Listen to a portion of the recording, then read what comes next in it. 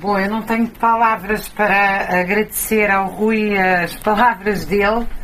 É realmente sempre para mim um recurso de esperança ouvi-lo, porque o Rui também nos lembra sempre o que é o jornalismo e que todos os dias nos tentam fazer esquecer com não só a fatalidade encomendada, mas com o nível absolutamente abjeto de entretenimento, de pão e circo, de ausência de futuro e de mediocridade que nos é oferecida nas televisões e nos jornais diariamente.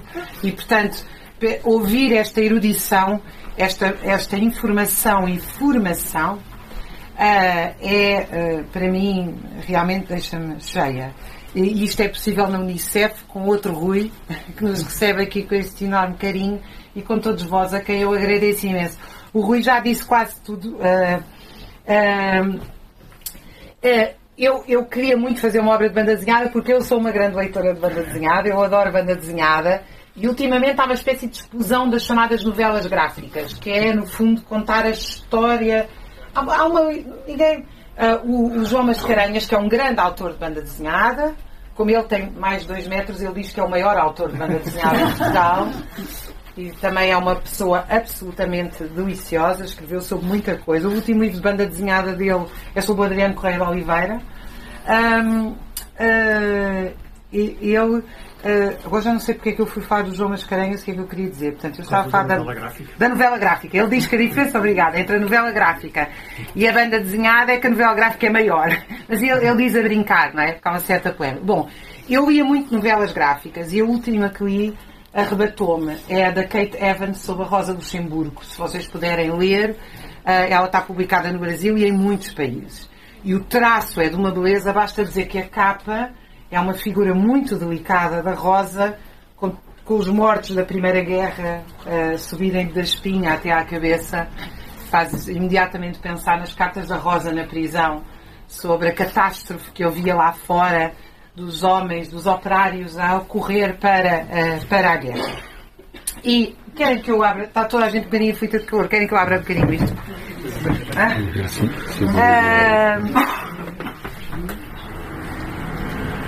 E, portanto, eu achava que a Revolução Portuguesa merecia uma novela gráfica.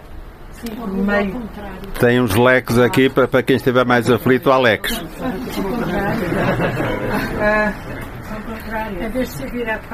Se eu fizer assim, desculpem lá este. Take 3. Não, uma delícia. Vocês sabem como eu fico feliz de estar aqui convosco. Bom, é tudo tão real e tão verdadeiro, não é? Eu achava que a Revolução Portuguesa precisava de uma novela gráfica. E eu nunca escrevi ficção. Isto é uma obra de ficção.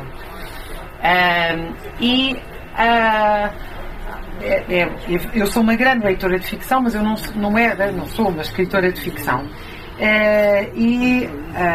Partilhei com o meu companheiro, o marido, que queria muito fazer isto e quem é que podia. Eu tenho um grande amigo meu que é ilustrador e ele disse: Raquel, eu estive a pensar, mas eu não consigo, porque não é exatamente a minha área. Ele é design gráfico e não ilustrador. E o Beto disse-me: o Robson fez comigo teatro. Eles estiveram num circo brechtiano no Brasil. O Robson é a pessoa ideal e ele mostrou-me a última novela gráfica do Robson sobre o impeachment da Dilma. E o Robson, na verdade, não é só um ilustrador. É uma pena ele não estar aqui. Ele agora vem para Portugal viver 9 meses. Vai estar cá no há um festival de banda desenhada no Porto que nós vimos no final de setembro. Bom, o Robson é não só ilustrador, ele é sociólogo de formação, ilustrador. Ele é uma coisa que eu não sei se alguma vez existiu cá, que é jornalista de quadrinhos. Portanto, ele vai contando a história, ele é um repórter, mas através do desenho. E trabalha em mais do que um jornal com essa função. E nós conseguimos, através de um diálogo em que ele ia mexendo no texto e ajudou muito a pensar o que era um guião. Ao mesmo tempo nós tivemos a escrever os guiões para a RTP e, portanto, o guião também era uma forma nova para mim.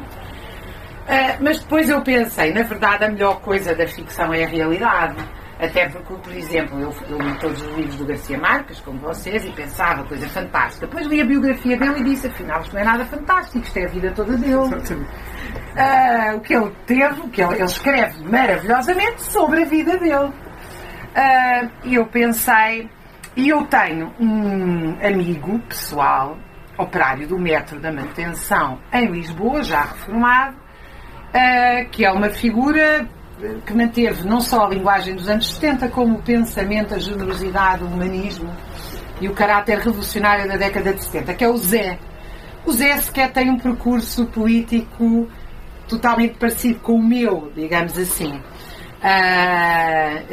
E há aqui coisas que eu nem sequer tenho a certeza se estou totalmente de acordo. A criação do SUV e as comissões de soldados é um debate que, aliás, tive recentemente com o Mário Tomé. Mas a partir do momento em que nós fomos ouvindo o Zé, pensámos, está aqui a história, não há muito que inventar, na verdade. Porque o Zé é tudo isto. O Zé é filho de uma peixeira e de um calceteiro que morre muito cedo, que batia na mãe, mas que era um operário esforçadíssimo, porque a contradição vive. Isso também era uma coisa muito importante para mim. Eu estou muito cansada de uma esquerda que acha que as pessoas são todas perfeitas. E se não são perfeitas, são para ser canceladas. E eu não acredito nisso. Eu acho que uma política revolucionária popular tem que abraçar as pessoas imperfeitas. Nós somos todos perfeitos. E há aqui um país cheio de pecado. É uma herança da Inquisição. E há aqui um novo moralismo. E a personagem do Zé tinha muitas histórias imperfeitas, não é? E o Zé continua a ser um homem que fala abertamente sobre isso. Portanto, o seu desassombro foi muito importante para nós construirmos esta personagem. Porque ele roubava livros, ele adorava livros, não tinha dinheiro, era operário, na década de 68, 69, e, portanto, roubava livros. Ele levantou-se do cinema quando estava a ver Bergman, porque disse, tudo bem, ler Reich lá no grupo, depois de ir a Vilar de Mouros, eu leio Bergman, eu não percebo nada disto. Portanto, o Zé é uma personagem pronta, não é? Melhor é impossível. Mas eu queria casá-lo com outra personagem que, na verdade, eles não se conhecem, que também existe, que é o João Jaime, diretor do Liceu Camões, que, na verdade, era do Partido Comunista e depois saiu, tornou-se um homem profundamente ecuménico e foi, até se reformar este ano, um diretor democrático, profundamente empenhado, que abriu as portas a uma abertura num pensamento livre, também profundamente humanista. Na verdade, eles nunca se encontraram. E a terceira personagem é aquela que eu estou agora a terminar o livro, que é o Padre Martins Júnior da Madeira, que é para mim, agora que eu terminei o livro, tenho realmente, há outras figuras que ontem, aliás, foram referidas num debate na Gato Vadio, que é o Padre Max, aliás, brutalmente assassinado pela extrema-direita, onde esteve envolvido o atual, acho que é vice-presidente da Assembleia da República, daquele lugar parlamentar, ou o Padre Felicidade Alves, ou o Padre Mário, quer dizer, há outros, mas o Padre Martins, o que fez na Madeira é uma coisa absolutamente espantosa. É realmente uma democracia participativa que vem das entranhas, porque se cria um sistema que combina os primeiros anos da Revolução Russa com o municipalismo que vem da Idade Média baseado no trabalho. E, portanto, todo aquele desenho é completamente espantoso e eu queria também... Portanto, eles, na verdade, os três nunca se encontraram, encontram-se só na história, mas eu imaginei que... Eu, com o Robson, evidentemente, imaginámos que se podiam criar, encontrar. A novela gráfica permite-nos dialogar com outros públicos, porque combina a história com a imagem, e isso é muito poderoso. Também é, se quiserem, uma vontade um bocadinho pedagógica, porque as pessoas estão muito presas aos telemóveis. Eu acho que, enfim, há uma discussão a fazer sobre este grilhão que se tornou a nossa vida, que tem efeitos, hoje, indiscutivelmente neurológicos, na concentração, até no próprio desejo. E, portanto, já há um grupo de lacanianos a questionar o desejo e coisas absolutamente centrais por causa do telemóvel, e eu queria chegar não só aos jovens, mas a pessoas que leem menos e que pudessem, portanto, eu não acho que a banda desenhada é um género menor, aliás, acho que é muito complicado, e apercebi-me disso com o Robson.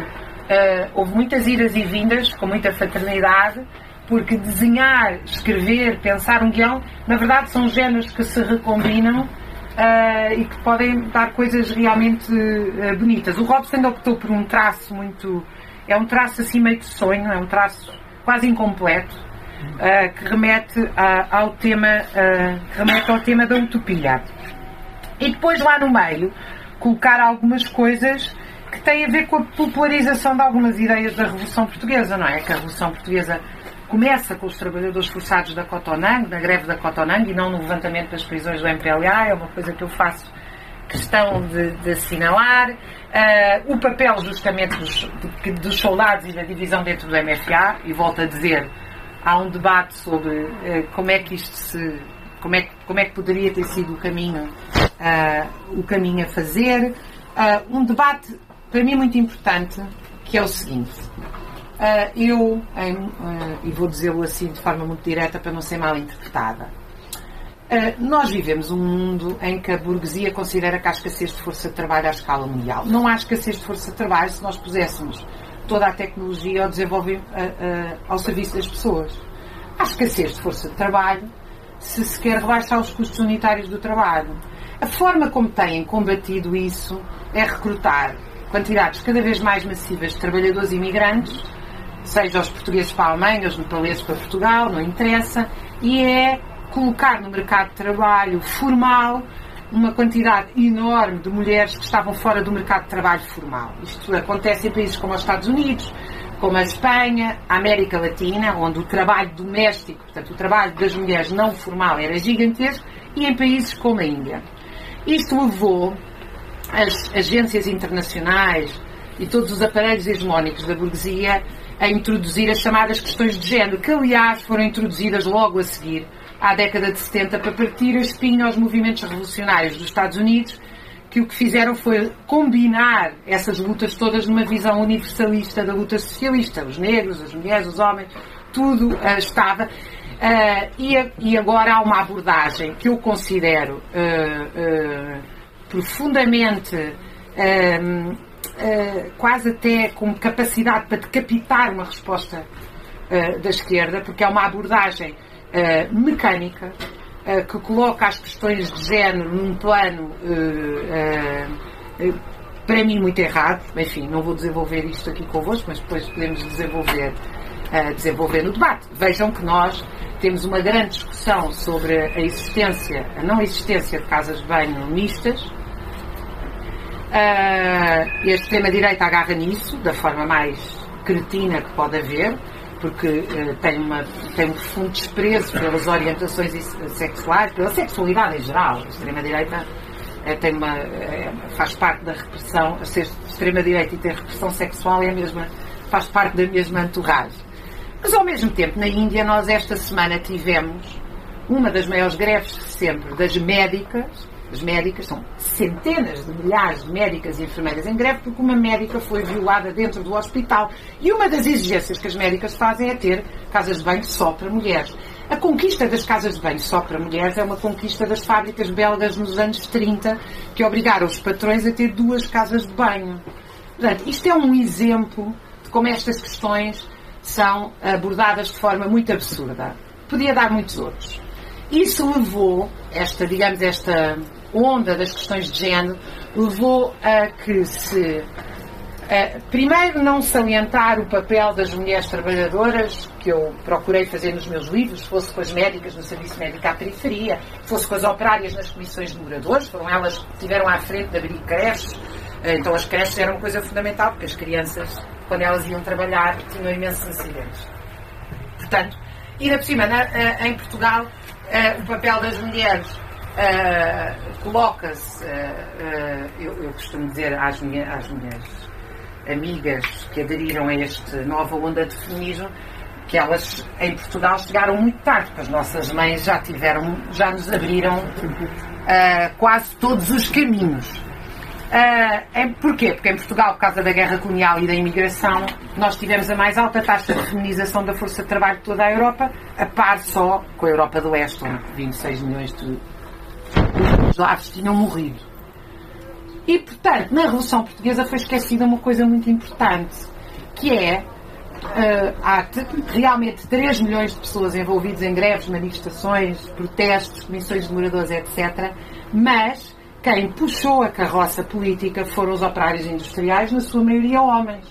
Mas como a história é sempre escrita a partir do presente para o passado, é como se estas figuras agora tivessem de repente desaparecido. Quer dizer, passámos de um momento em que havia uma espécie de endeusamento dos operários, que há naquele filme do Glauber Rocha muito giro, que ele está a entrevistar pessoas, e a certa altura, não, mas entrevista aqui, porque está aqui um operário. Portanto, tinha que se entrevistar o operário. Nós passámos desse lado para uma situação que a mim é muito cara, que é uma coisa que me disseram que João Martins Pereira escreveu. Eu já li muita coisa de João Martins Pereira, que aliás gosto muito de ler, nunca li isso, mas a pessoa que me disse, quase certeza deve ter razão, ainda não lhe perguntei onde é que era, em que livro era a citação, mas que João Martins Pereira teria dito que a esquerda portuguesa odeia o povo. Eu acho que a esquerda portuguesa está a precisar de se reapaixonar pelo povo e entender que o povo não são umas figuras mitificadas e nós seremos salvos pelos intelectuais que cuidam da nossa gramática em São Bento. Eu realmente acho, quer dizer, eu acabei de vir de um plenário da manutenção do metro do Porto e tenho imensa pena que toda a gente não possa assistir através de jornais de trabalhadores e de outras, não possa assistir ou uma descrição ou uma boa reportagem do que é que ali se passou, para ver a capacidade que as pessoas têm de pensar o seu país, pensar a sua vida, e portanto há aqui uma, digamos assim, uma centralidade dos trabalhadores operários que também tem a ver com uma coisa que nós não enfrentamos suficientemente, que tem a ver com o facto que são eles que conseguem parar a produção, não é? Se de hoje para amanhã todos os empregados de limpeza dos hotéis e restaurantes pararem o país, a malta não vai gostar muito, faltam umas sardinhas assadas, mas se a ferrovia, a Auto Europa ou outro setor qualquer pararem uma semana, podem ter a certeza que acontece o que aconteceu na Auto Europa, que é, corre lá o Carmo e a Trindade, mesmo que seja para obrigar aqueles trabalhadores a trabalhar ao domingo e aos 30 anos estarem com tendinites irreversíveis. Portanto, a questão da produção, eu acho que nós estamos em tempos, estamos de facto a viver tempos que pronunciam. Nós já vivemos na catástrofe. 3 milhões de pessoas não têm o alimento suficiente. E o circuito da guerra imperialista há muito tempo que não largou a periferia do capitalismo e agora está às nossas portas. E estamos a viver um genocídio em direto, que notem bem. Eu visitei Auschwitz este ano, em abril, que é uma experiência que não aconselho a ninguém, não sei se já foram. Não é pelo horror, porque eu estive em Mauthausen e foi muito importante para mim estar sozinha em Mauthausen. É que Auschwitz tornou-se uma espécie de centro comercial. É abominável a forma como aquilo está organizado. A pessoa tem 5 minutos, olha, 5 minutos é aqui o forno, ali 5 minutos pode ver, a pessoa sente-se mal. Pronto, é aquela invasão turística de um sítio onde eu me sentia capaz de refletir e de pensar e não de estar no meio daquilo tudo. E agora, nós estivemos em Oradour-sur-Glane, que é uma aldeia onde, quando as tropas desembarcaram no sul de França, os nazis foram obrigados a recuar em parte para os Alpes, e era um território que a resistência francesa dominava, dos maquis, é um território muito montanhoso, etc. Depois, claro, houve situações graves, não lhe vou chamar e dizer, mas os conflitos não são conflitos, porque a resistência golista queria evitar que os anarquistas fossem os primeiros a chegar a Paris, a resistência anarquista a resistência comunista estava em conflito com a resistência anarquista, portanto aquilo no fim da guerra começa e portanto há ali várias situações. Bom, mas uma das situações que há é que esta aldeia do Oradour-sur-Glane é uma aldeia onde os camponeses não tinham uma tradição de resistência e portanto foi mais fácil fazê-lo.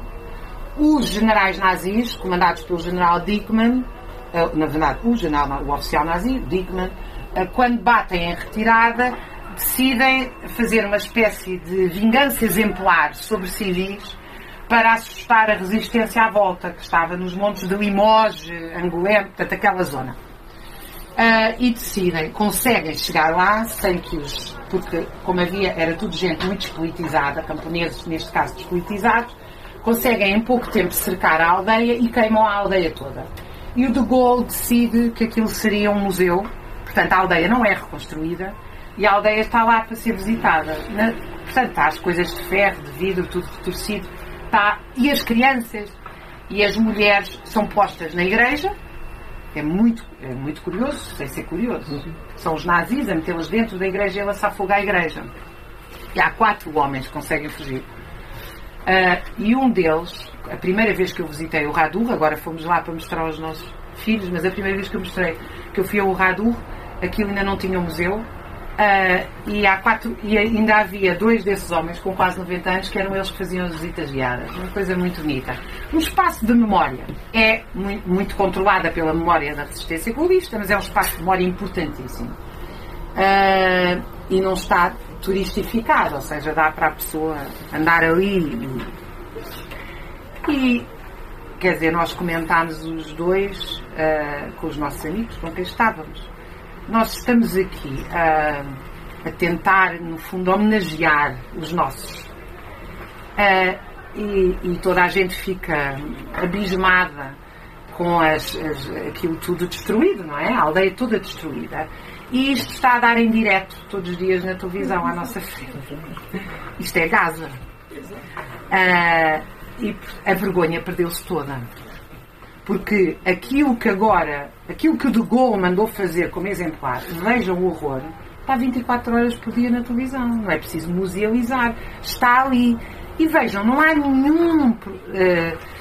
nenhum... Eu ao princípio achei que era a força das redes sociais a demonstrar o horror. E não é. Porque as televisões das classes dirigentes não têm problema nenhum em dar aquelas imagens 24 horas por dia. Aquilo até parece um jogo de computador. Pum, cai, vai abaixo, tal, não é? Mas o exército israelita diz que tem direito de defender. Depois vem aquela conversa toda. Eu acho que a função daquilo não é só legitimar Israel. Eu acho que a função daquilo é uma função de fazer aquilo que os pescadores na Zambujeira do Mar, onde o meu pai pescava a miúde, diziam arrochar. A minha mãe dizia-me sempre, porque a gente descia falésias, o pai faz pesca e era muito afoito, e os meus pais ensinaram-nos a descer aquilo tudo. E a minha mãe dizia-me, cuidado para não arrochar. Arrochar é uma situação em que não se consegue andar nem para trás nem para a frente. A pessoa entra numa espécie de pânico e não consegue sair dali, tem que ir buscar. Isto já aconteceu a pescadores e a pessoas experientes. Portanto, quando nós sabemos que não temos capacidade de reagir, e por qualquer mecanismo de saúde mental, um trigger mental qualquer que eu não sei explicar, as pessoas não conseguem descer a falésia nem conseguem voltar para trás. Não é que estejam particularmente em perigo, bloqueiam. E eu acho que é a verdadeira função desta notícia, que não é notícia, porque reparem bem, as notícias sobre Gaza ou sobre a Ucrânia seriam notícias que em primeiro lugar têm que ter história. Aliás, o diretor do Mundo Diplomático há poucos meses fez um artigo muito bom onde ele dizia, a primeira coisa que se faz nas notícias da Ucrânia é dizer que não há história. Aconteceu ontem. Portanto, é um bloqueio da história. Essa era a primeira função de qualquer peça jornalística. É o enquadramento histórico. De onde vimos, o que é que se passa. E não é nada disso. O que nós temos é uma espécie de... uma espécie de jogo do horror permanente, que eu acho que a função é arrochar-nos. É nós olharmos para aquilo e dizer não façam nada. O que é que se faz? A gente não faz nada, não é? O que é que a gente faz quando vêm drones, coisas que destroem? Não é uma igreja. Foram todos os hospitais de Gaza, foram todas as escolas. E o que é que se diz na televisão? Isto é dito por repórteres na televisão. O exército israelita reclama que estavam lá líderes do Hamas. Reparem bem, aquilo que o de Gaulle fez, que era um dos principais representantes da burguesia europeia em 1945, foi dizer, nada justifica que se ponham crianças numa aldeia, se cerque e se mande para lá, e se queima ou se mande para lá bombas, porque civis são civis. E nós hoje não precisamos de fazer isso. Porquê? Porque aquilo que nos estão a dizer todos os dias é que todos os caminhos valem a pena para chegar ao objetivo final. O objetivo final é, obviamente, acabar com o que resta da resistência palestiniana. Se disso tem que se fazer um ciclo medieval e colocar aquelas populações num sofrimento atroz à nossa frente, ou seja, eu acho que toda a função, digamos assim, mediática ou política das classes dirigentes é dizermos que não é possível sonharmos com um mundo melhor. E por isso eu pensei nesta ideia de utopia, de se chamar utopia, porque a utopia é justamente a projeção da transformação. Eu e o Robson, eu falei em mim, não está aqui o Robson, e eu não quero que pensem porque eu e o Robson somos parceiros e queremos, aliás, escrever outro livro agora, portanto, a utopia é isso. Também é utopia no sentido, e com isto termino, nós, por causa da RTP, já nem lembro por causa de quê, enfim, conhecemos na Letras Lavadas, na Ilha de São Miguel, um tipógrafo. O tipógrafo chama-se Ernesto Rezendes, é filho de pais analfabetos da Ilha de Santa Maria, e abriu uma gráfica, portanto tornou-se gráfico, apaixonado pelo seu trabalho. Há num dos episódios de Pé sobre a História a gente entrevista-o, e nós... portanto, ele já fez livros gigantes, livros curtos, livros bordados, livros... Tudo aquilo tem a ver com os livros, a paixão pelos livros. E pelo trabalho. Que às vezes não é uma discussão muito fácil na esquerda, porque a ideia de que o trabalho é tortura e não realização, ou que o trabalho pode ser substituído pelo assistencialismo, há todo um debate grande.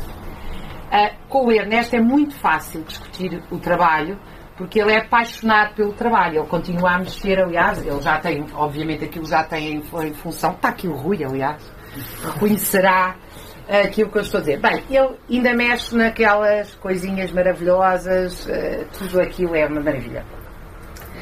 E o Ernesto vai financiar, pela primeira vez publicada em português de Portugal, eu e o Beto tivemos a honra de enfim, conseguir cuidar um bocadinho da edição, mas ele é que imprimiu, do Notícias do Lugar Nenhum do William Morris, que é a utopia socialista publicada no século XIX, que responde a uma utopia, que a primeira utopia era a do Edward Bellamy, que diz, então isto é, a sociedade industrial resolveu-nos todos os problemas. Isto é um debate que se dá no movimento socialista inglês, porque nós daqui escreve um romance que se chama Olhando para Trás, que não está publicado em Portugal, que as pessoas trabalham até aos 35 ou 40 anos e depois as máquinas fazem todo o trabalho e as pessoas dedicam-se ao lazer.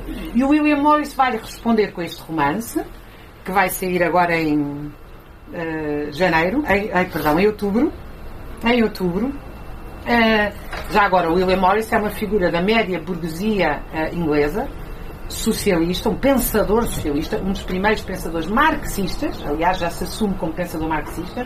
O romance é de 1890 e tem um museu em Londres que vos aconselhamos mesmo a visitar. E o William Morris é tipógrafo, é arquiteto, é marceneiro, é desenhador, é o fundador das artes decorativas inglesas. Portanto, o William Morris é a projeção em ato do homem integral, da figura vitruviana, do homem total. E no Notícias do Lugar Nenhum ele vai responder ao Edward Bellamy dizendo, não, o socialismo não é o fim do trabalho, é a transformação de todo o trabalho em trabalho criativo e o fim da separação entre trabalho manual e trabalho intelectual. Todos devemos pensar o que fazemos e fazer o que pensamos. E, portanto, as máquinas devem fazer o trabalho penoso, exclusivamente penoso, e o William Morris vai pensar pela primeira vez as ideias ecologistas, hoje chamam-se ecologistas, na altura nem sei se tinham exatamente esse nome, mas o que ele vai pensar é aquilo que hoje se chama a obsolescência programada.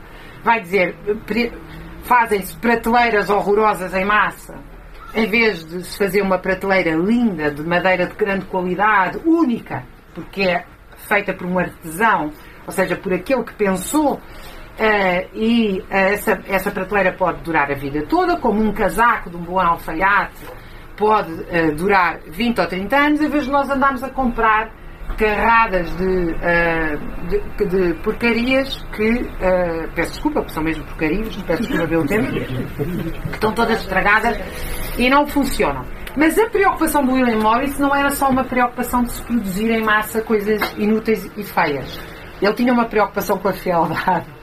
quando a gente brinca sempre, se eu visse estes prédios todos de vidro, estes caixotes horrorosos, porque ele estava zangado com a Londres industrial ter acabado com a arquitetura que vigorava em Amsterdão. Vocês veem, por exemplo, em Amsterdão. Isto é uma coisa muito profunda, porque tem a ver, acima de tudo, com o prazer e a humanidade de cada ser humano. Como é que isto se alcançava? Não é que vamos todos fazer prateleiras, é que ele diz o seguinte: nós devíamos ter uma educação integral, em que de manhã as crianças aprendem as ciências, da forma, portanto, a melhor ciência produzida pela humanidade, coisa que foi praticamente retirada dos currículos escolares, está tudo adaptado ao mercado de trabalho. E depois da parte da tarde dá-se moralismo, na forma de cadeiras sobre... Não, eles não têm uma cadeira de cidadania, que tem esse nome pomposo, mas depois essa cadeira vai roubar horas à história, onde podiam aprender o que é que foi o desenvolvimento das teorias racistas em função do imperialismo. Mas não, tem-se uma cadeira onde se diz ao menino: não seja racista, é muito feio ser racista e tal, mas não se dá a biologia, não se dá a história. Ou seja, ele rouba-se às ciências, enche-se de moralismo. E depois, claro, como as crianças odeiam tudo aquilo, dá-se carradas de explicações e de orais de estudo e tal, e se eles ainda por cima batem o pé muito, levam com Ritalina. Enfim, eu estou aqui a fazer uma versão um bocado... Bem, e o William Morris, como aliás todos os socialistas da segunda metade, não todos, mas enfim, na questão da educação havia mais ou menos um acordo sobre isso, era a ideia de que depois todas as crianças e jovens da parte da tarde deviam ter o melhor das artes, da carpintaria, do trabalho manual, dos trabalhos agrícolas e inclusive do trabalho na produção. Não era que as pessoas fossem trabalhar, não é que as crianças fossem trabalhar para ganhar dinheiro, mas é que os segredos da produção não deviam ser exclusivos das classes dominantes. As pessoas deviam saber como é que se produz. E portanto, era a partir daí, desse tronco comum da educação, que deveria ir até aos 18 anos, que as pessoas se iriam desenvolver na sua plenitude, porque elas iriam ter acesso a tudo, à mão, à cabeça, à sua verdadeira inserção no meio envolvente, no meio ambiente, social, etc. E aí eu escolher muito melhor o que é que queriam ou não queriam ser e, portanto, desenvolver o pleno das suas capacidades, e nós finalmente iríamos ter, digamos assim, um mundo muito mais bonito e muito mais sustentável e, acima de tudo, pessoas felizes que não são meras máquinas a produzir. Aliás, eu sei que vão ter o debate da inteligência artificial a seguir e penso que esta questão está inteiramente ligada a isso, porque toda a questão da produção para esta corrente socialista não tem a ver com a quantidade do que se produz, nem como é que se produz, mas tem a ver com a primeira pergunta de todas, que é a mais importante, que é: as pessoas que produzem são felizes ou não? Essa é que é uma... Se foram ou não, todas as suas capacidades humanas foram ou não desenvolvidas. E o Zé, termino com isto, o Zé foi para a Casa de Pia, onde aprendeu a ser eletricista, depois vai ser eletricista do metro, e aprendeu desenho. Mais tarde, já com 30 e tal anos, vai aprender desenho e pinta. Temos um quadro lá em casa pintado por ele, lindíssimo, e é um homem absolutamente dedicado à música, à pintura. Portanto, é um homem que ele faz um bocadinho lembrar esta figura, não é, do socialista integral, porque é um homem que toda a vida foi operário, até se reformar, operário de alta tensão no metro, portanto, e ao mesmo tempo o seu interesse, aliás, eu esqueci-me de uma coisa que comprámos em França, porque eles deram-nos boleia de França até Vila Real, e disse-lhe a ele vai de Lisboa para Estoril, onde a mulher vive, e eu disse: eu posso ir ao Estoril, mas eu moro em Oeiras, eu posso ir ao Estoril a buscar essa coisa que eu deixei lá no carro dele. E ele disse assim: mas se tu fores pela Marginal, se tu fores pela autoestrada, que é mais rápido, se fores pela Marginal, como a gente mora em frente à Marginal, e nos puderes lá deixar. E ele disse: claro que eu vou pela Marginal, eu gosto de ver a vista bonita, para mim não me interessa chegar rápido. Então, até nestas pequenas frases, o Zé continua a ser o Zé, continua a ser profundamente humanista, e portanto acho que foi uma figura, é um livro evidentemente que tem um caráter ficcional. Haveria muitas bandas desenhadas e espero que se façam para contar tantas histórias maravilhosas da Revolução Portuguesa. Muito obrigada, Rui. Muito obrigada a vocês.